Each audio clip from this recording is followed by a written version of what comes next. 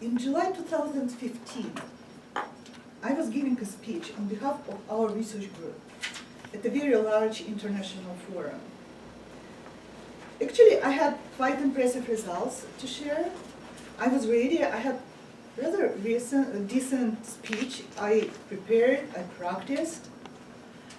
But the moment I walked to the lectern and introduced myself and recited the name of my presentation, my whole audience, each and everybody of 300+ people, just walked out on me.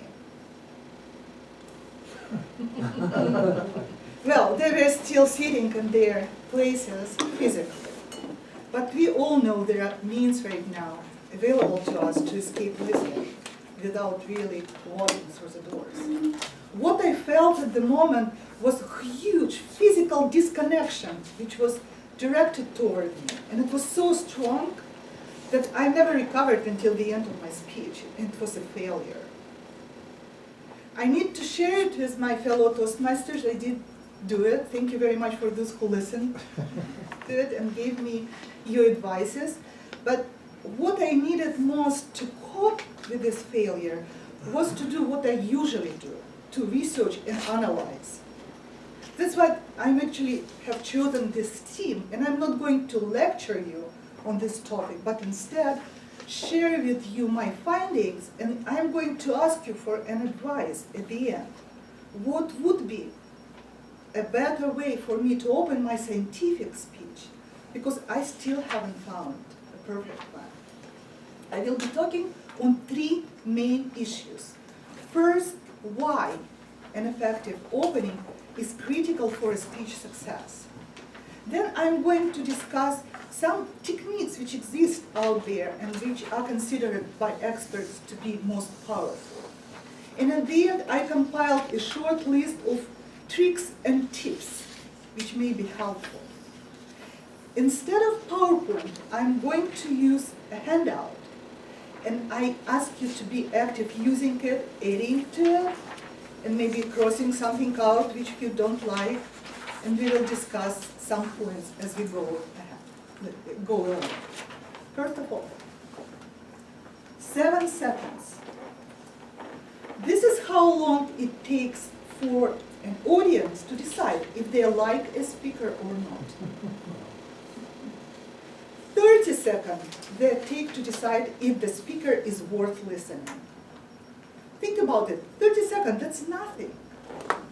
It's gone. And within these 30 seconds, I need to fulfill several very important, crucial tasks. First of all, I need to grab the audience attention. I need to establish this connection, emotional connection between myself and the audience to make sure that there is energy flowing back and forth. I need to introduce my main message, and I need to paint a roadmap for my audience. Tell them where they are going if they decide to follow me. And all of this I need to do within 10% of the total length of my speech. And it's not much. Maybe it's not a lot for those who are giving 45 minutes talks. But for our talks here, it's under a minute. I have a list of these important options on the handout. What is the most important one in your opinion? Establish the rapport. Okay, so maybe for some it's one thing, for others it's another. But what Fred taught me at some point, that the main important thing is a hook, right? So that I need to grab the audience attention so effectively, so I would be able to keep it throughout the whole speech. And for this, there are several techniques which can be used, and it's on the other side of this list. And now I suggest you take 30 seconds and choose only 3 which you as a speaker use, or maybe you have seen somebody else used effectively. There is no difference in which order you choose it.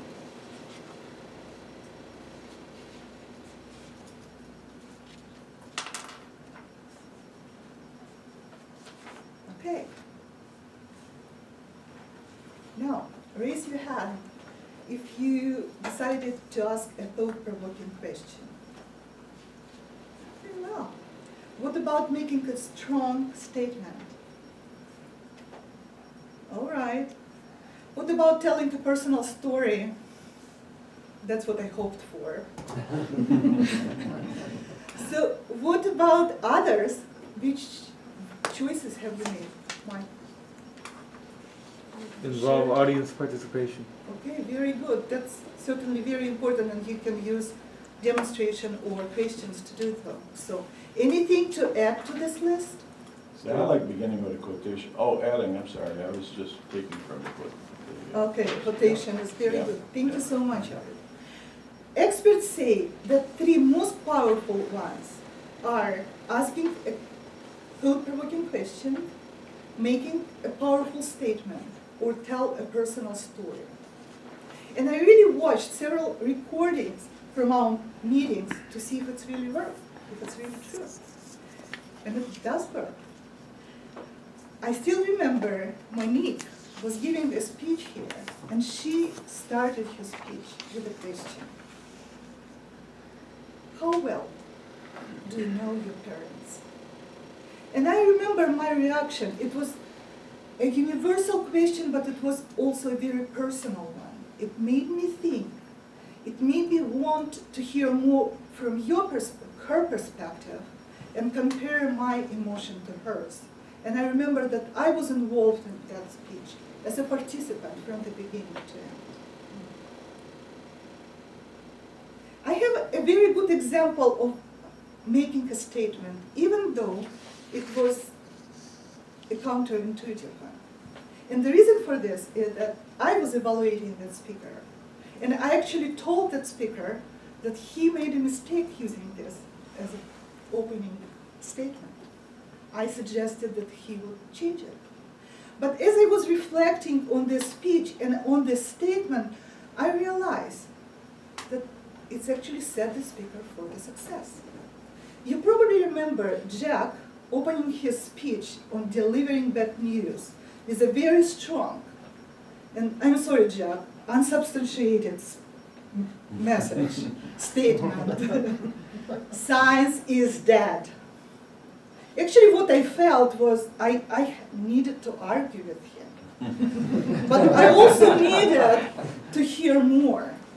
I needed to understand why he said that. So again, this statement, very counterintuitive, very questionable, but still it was a very powerful opening. And finally, telling a personal story. I still reminiscing on Tom's number 10 speech. Remember how he was staying in this corner, telling us a story from his childhood, how he didn't like these awful questions about what he's going to be when he grows up, until he found a mitigating question, but I will not tell you which one it was. If you don't remember, please go and watch yourself. And now I suggest we do some reality check. I'm going to play to you an opening to a speech I admire. It's not from our club. Surprise, but there are other speakers outside. I really like it. And I don't know what the secret is. It's just a story. But the way this person tells this story, it makes me want to watch this speech again and again and again. So I suggest we watch this opening right now if you haven't seen it before. Maybe some of you already have. And then next week, tell me, did you see that? Did you find this speech? Did you watch it? Was it enough for you to make a decision to watch it?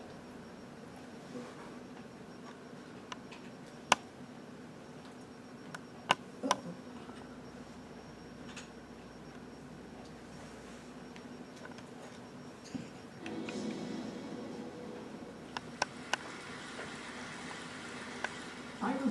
4 years old when I saw my mother load a washing machine for the very first time in her life. That was a great day for my mother. My mother and father had been saving money for years to be able to buy that machine. And the first day it was going to be used, even Grandma was invited to see the machine. And Grandma was even more excited.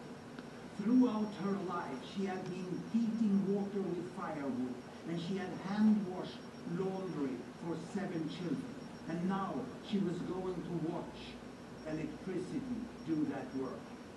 My mother carefully opened the door, and she loaded the laundry into the machine, like this. And then when she closed the door, Grandma said, no, let me push the button. And Grandma pushed the button, and she said, oh, fantastic, I want to see this, give me a share, I want to see it. And she sat down in front of the machine, and she watched the entire washing program. She was mesmerized. To my grandmother, the washing machine was a miracle.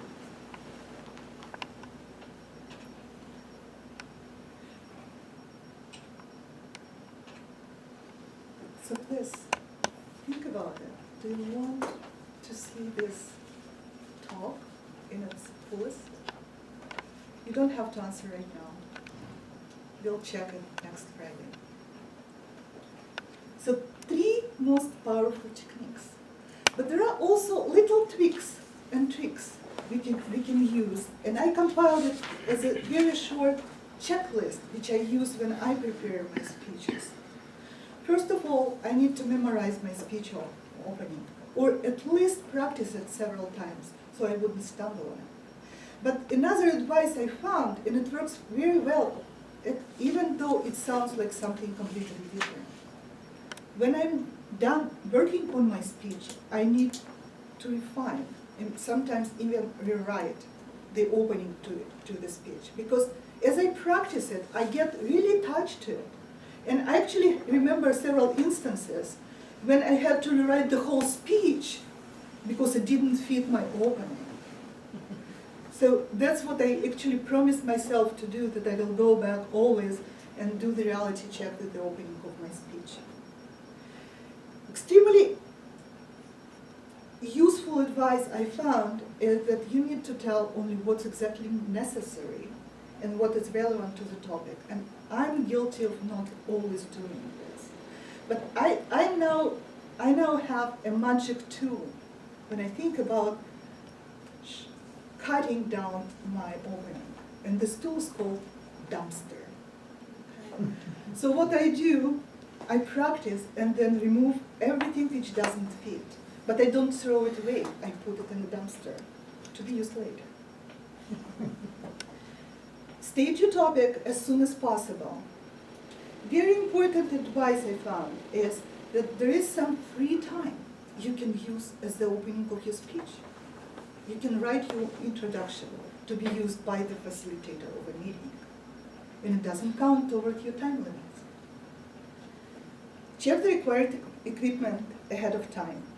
And there is one pearl, I really like this advice, I needed to share it with you. I do like using poses. I know that they're very powerful. And even in the beginning of a speech, I remember I came here and I kept silent for a moment. Even Carl stopped eating his sandwich. He mentioned it to me that he looked up to check what's going on. But there is another approach you can probably use and see if it works for you. It's an advice from Lance Miller, who was international champion of public speaking, International Speaking Championship of 2012, I believe.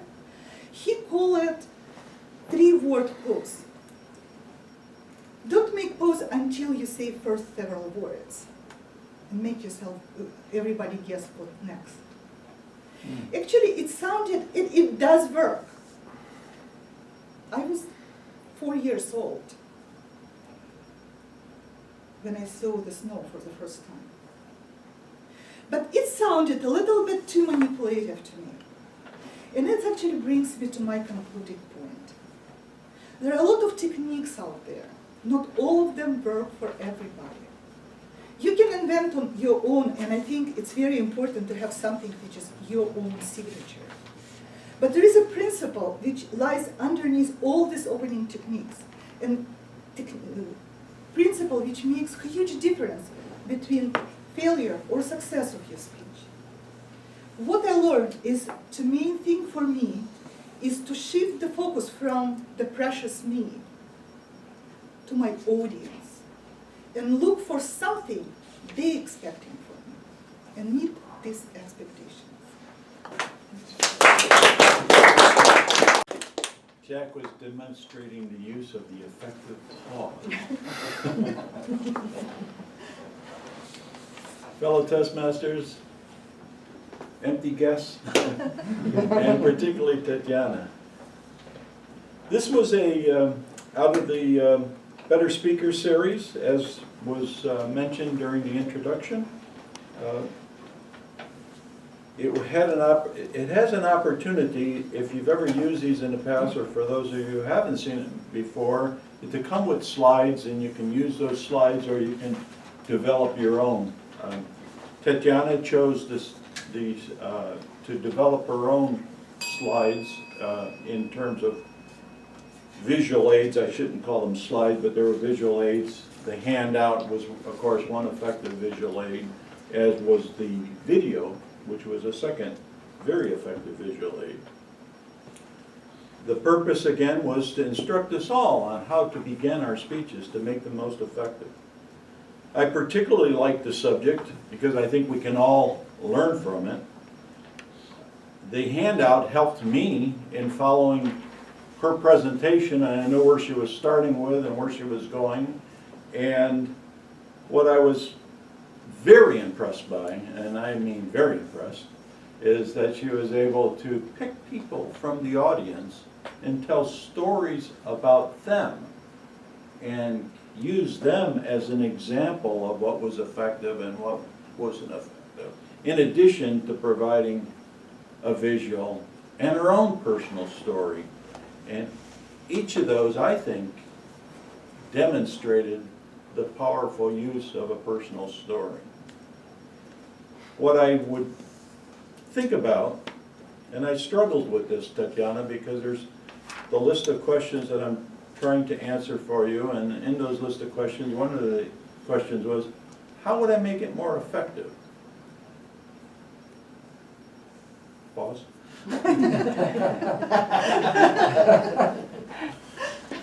How I would make it more effective, I thought, and may or may not be, but I concluded that perhaps the opening techniques that you identify 3 of them as opposed to the full list, and drill down into each and every one of them. You had examples that you could have used if you chose to, or you could have created your own, but I would pick those top 3. There's always a top 3 of long lists, and pick the top 3, particularly the ones that are most meaningful to you, and I believe one of those you demonstrated extremely well, as I already mentioned, the telling stories, but pick another 2 and drill down equally as deeply into those, and then summarize those for us all. But all in all, I loved your speech. I welcome hearing more about this Better Speakers series. I hadn't been exposed to it in the past, but I do appreciate your taking the time to deliver it and to share it with all of us today. Thank you.